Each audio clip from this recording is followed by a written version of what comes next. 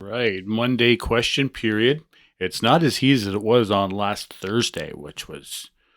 Well, but we have Jagmeet Singh, Pierre Poliver questioning the government, and Trudeau is not in the House today. Check it out. For doubling for deductions for tools. The Honourable Leader of the Opposition. It's just 6 months ago that this minister promised a balanced budget by the year 2027. She said that deficits fuel inflation.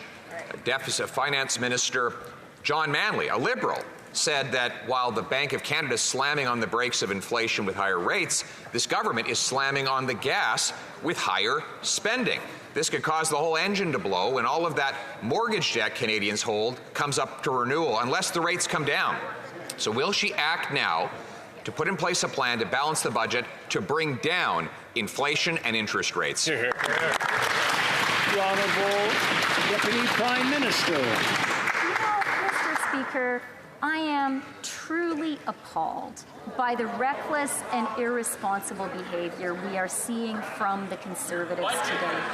They are showing that they prefer adolescent partisan games over actually delivering support to Canadians. So let's talk about what they are preventing Canadians from getting with their parliamentary childishness.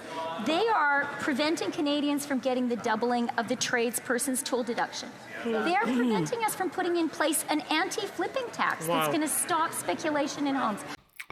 Okay, well, Conservatives have a little bit different tone. Well, Pierre Poliver has a different tone. He's looking at the firefighters, and apparently there's some better news coming up about that. So check this out. And here's a bunch of things. This is Michelle Rempel-Gardner about consultants, and there's a whole whack of other tweets coming around. They're in the video. They're definitely there to look at. Now, this is another from Brian Lilly, that all of a sudden the documents that were requested by committee, they said they no longer have them. There's going to be more about that. Definitely, we're going to hear about that tomorrow in question period. So stay tuned for that. But here's Pierre Poliver and talking about the fires. So check this out.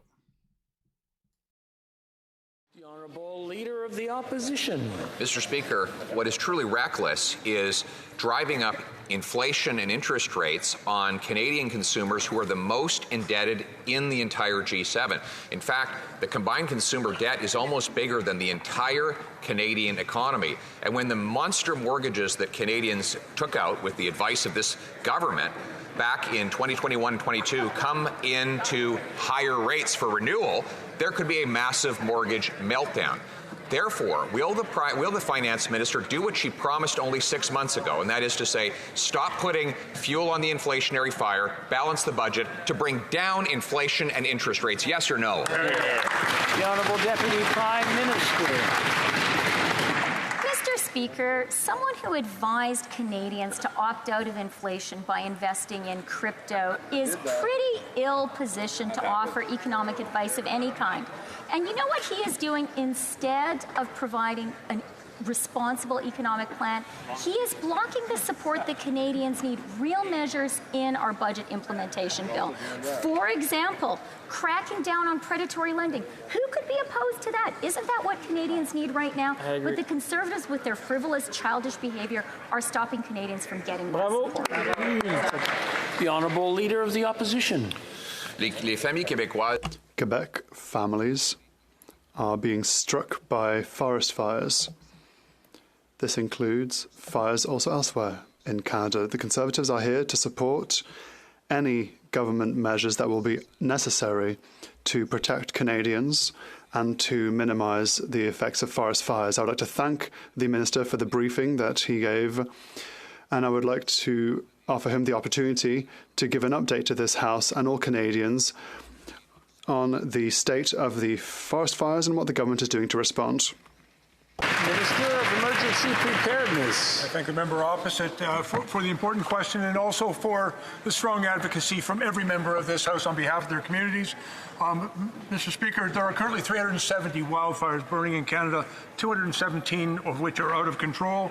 There have been over 26,000 evacuations from communities right across the country in response to requests for assistance from the provinces of Alberta, Quebec, and Nova Scotia. We have deployed the Canadian Armed Forces into those three provinces. In each location, the Canadian Armed Forces are now in the field assisting with firefighting efforts. L'honorable député. Blame it all on a Leader of the Opposition. The Prime Minister investigate allegations. It is a breath of fresh air in this House of Commons. South. Based on a recent survey, nearly half of homeowners and over half of renters in this country are struggling to make their monthly payments. Now, I know that the Prime Minister nor the Leader of the Opposition have ever had to worry about this, but it is scary. On top of that, the Bank of Canada is poised to very likely increase interest rates, which will make the situation even worse. When will the Prime Minister take this seriously and take steps to bring down the cost of rent? Hear, hear. The Honourable Deputy Prime Minister. Mr. Speaker, our government absolutely understands the challenges that people are facing with the cost of living, particularly Canadians who rent. And that is why last fall we provided a top-up to people who needed support paying their rent. That is also why we are very glad that on the 5th of July, we are going to be able to provide the grocery rebate targeted at 11 million vulnerable Canadians and Canadian families who need that support the most. The Honourable Member for Burnaby South. This Liberal government needs to start acting like this is a crisis. Le Banque du Canada va The Bank of Canada will no doubt increase interest rates, which will make things even worse. It'll put even more pressure on workers. This government has done nothing to tackle the greed of large corporations that massively contribute to the increase in inflation. Is the government on the side of workers or the side of corporations? The Honourable Deputy Prime Minister. Mr. Speaker, our government is on the side of all Canadians in every region and every province. That is the reason for which we will help the most vulnerable on the 5th of July with a targeted and significant aid and assistance. And that is why for us, jobs and economic growth is the most important target. And we are so proud that 900,000 jobs have come back. That is a great result for Canadians. Thornhill. Speaker, after 8 years of this Liberal government, the Finance Minister has never found a tax that she didn't like, a pocket that she didn't want to pick, or a deficit that she didn't want to run. Thanks to her endless spending, we have a crisis. Canadians are paying more for groceries, more to fill up on gas, more to heat their home if they can afford one. Will she finally stop the reckless deficit, stick to a single thing that she told Canadians, and tell us in which month of the year never will she balance the budget?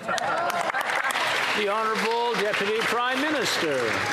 Mr. Speaker, when it comes to recklessness, what is reckless is these Conservatives playing childish parliamentary games and stopping Canadians from getting the support they need.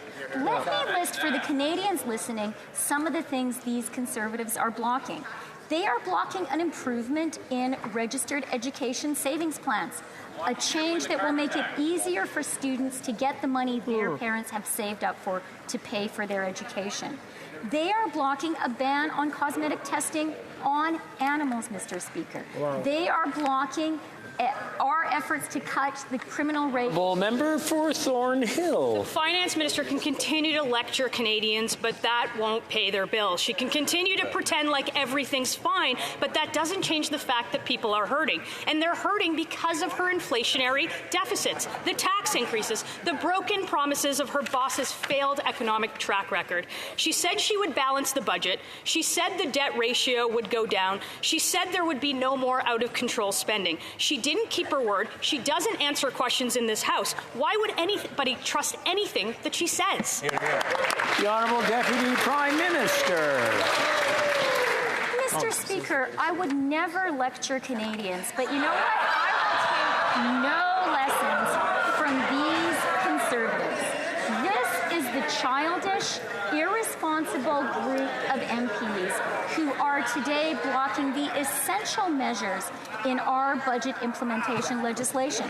They are blocking the clean tax credits we put forward, which are going to drive jobs and growth and climate action. They are blocking an extension of the seasonal EI program. I'd like to know what particularly their MPs from Atlantic Canada feel about that frivolous tactic by their... Honourable member for Calgary, Forest Lawn. The finance minister pretended to have an inflationary epiphany back in November. She admitted deficits lead to inflation finally. She said she didn't want to pour fuel on the fire of inflation. She promised no more deficits after 2027. It's the same deficits that gave Canadians the worst cost of living crisis in